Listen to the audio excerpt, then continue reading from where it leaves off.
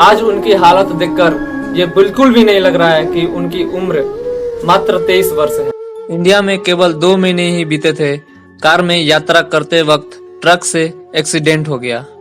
Accident होने के बाद ब्रेन में चोट लगा और डॉक्टर ने ये बताया कि इनका ब्रेन हैमरेज हो गया है और ब्रेन में ज़्यादा चोट लगने के कारण इनके नस में सूजन हो गया है और सूजन के कारण इनके शरीर पे बहुत इफेक्ट कर रहा है।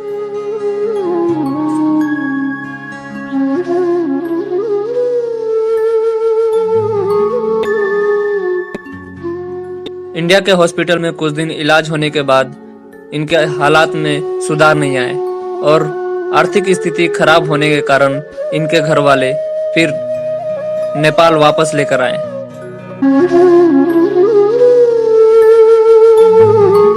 एक 60-65 किलो के लड़की अभी के डेट में केवल 20 किलो की हो गई है, जिसकी हालात आप देख सकते हैं।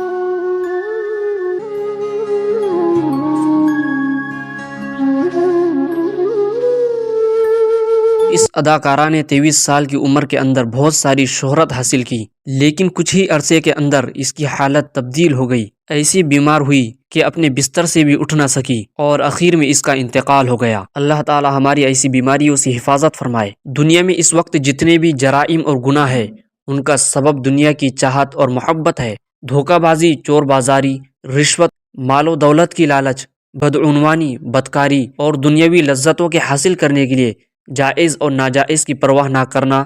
दरअसल ये सब सिर्फ दुनिया की मोहब्बत है। हर इंसान ने दुनिया पर मेहनत की और उस मेहनत के नतीजे में जो कामयाबी उसे हासिल हुई, उसी को असल कामयाबी समझ बैठा और मौत को भुला बैठा। हालांकि मौत एक हकीकत है और उससे भागना मुमकिन नहीं, मगर ये भी हकीकत है कि हमने सबसे ज़्यादा किसी चीज़ को फरामोश कर रखा है, तो वो है मौत।